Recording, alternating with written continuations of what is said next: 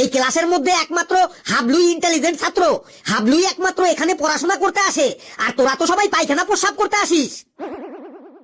আমরা কি কেউ ইন্টেলিজেন্ট না? না, হাবলু ছাড়া আর কেউ তোরা ইন্টেলিজেন্ট না। ঠিক আছে স্যার, হাবলু যখন এত ইন্টেলিজেন্ট, তাহলে হাবলুকে আমরা এবার প্রশ্ন করে দেখি হাবলু কেমন অ্যান্সার দিতে পারে। যদি ও আমাদের প্রশ্নের সব ঠিকঠাক অ্যান্সার দিতে পারে, তাহলেই বুঝবো হাবলু আমাদের থেকে ইন্টেলিজেন্ট। হ্যাঁ স্যার, ফেলু ভাই ঠিকই বলেছে।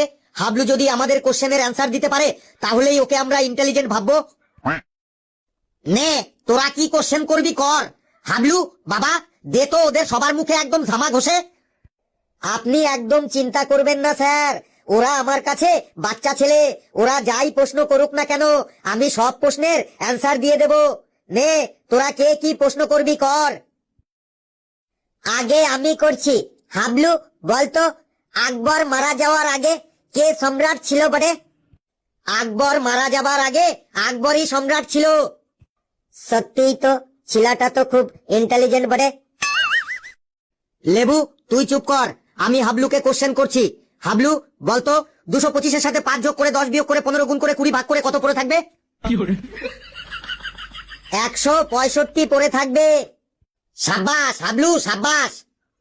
নে, এবার বলতো, 5400-কে 12 দিয়ে ভাগ করে 13 দিয়ে গুণ করে 14 দিয়ে বিয়োগ করে 15 যোগ করলে কত হবে? 5842 হবে। কি ঠিক বললাম তো? হ্যাঁ, ঠিক বলেছিস। সাব্বাস হাবলু, সাব্বাস। হাবলুকে তোরা হারাতে পারবি না কোনো কিছুতেই। নে, এবার বল, তুই 293 টাকা নিয়ে মেলায় গেলি, 20 টাকার নাকরদোলা খেলি, 25 টাকার এগরোল খেলি, 30 টাকার ফুচকা খেলি, 15 টাকা দিয়ে জাদু খেলা দেখলি, তারপরে 57 টাকা মেলাতে কুড়িয়ে পেলি, তারপরে বাড়ি আসার সময় তোর ভাইয়ের জন্য 5 টাকার গজা কিনে নিলি, তারপরে রাস্তায় আস্তে আস্তে তোর প্যান্টের পকেটের ফুটো দিয়ে 11 টাকা রাস্তায় পড়ে গেল। তোর কাছে এবার কত টাকা থাকবে? কামন হাবলু, কামন, চুপ করে থাকিস না, উত্তর দে। আমার কাছে আর 244 টাকা পড়ে থাকবে। কি ঠিক বললাম তো? যা, ঠিকই বলেছিস। Excellent, excellent, just amazing. দেখলি তো হাবলু কেমন ইন্টেলিজেন্ট।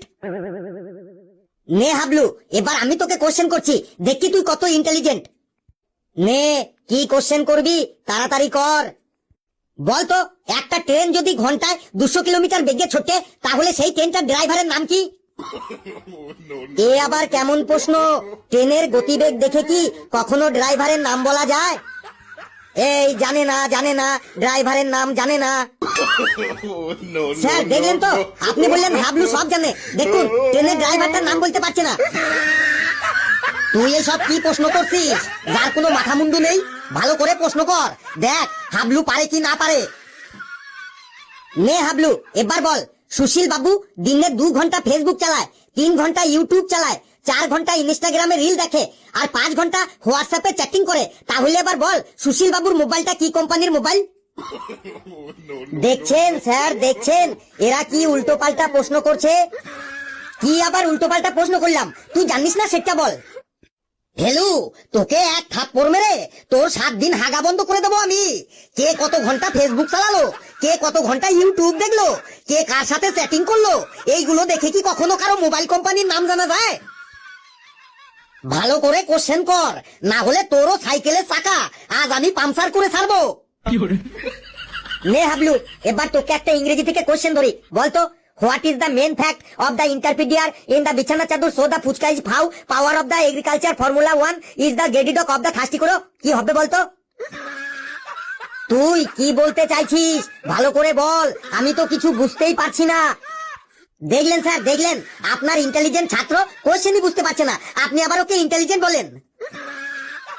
হেলু, তোর যা ইংরেজি, এই ইংরেজি আমরা তো দূরের কথা, লন্ডনের মানুষ মনে হয় 1000 বছরে তোর এই ইংরেজি উদ্ধার করতে পারবে না। তুই বাংলাতেই কোশ্চেন কর। নে হাবলু, স্যার যখন বলছে তোকে বাংলাতেই প্রশ্ন করছি, এটাই লাস্ট প্রশ্ন, তুই বাংলাতে বানান কর তো। হয় হস্যকারে হু আর উ, হু।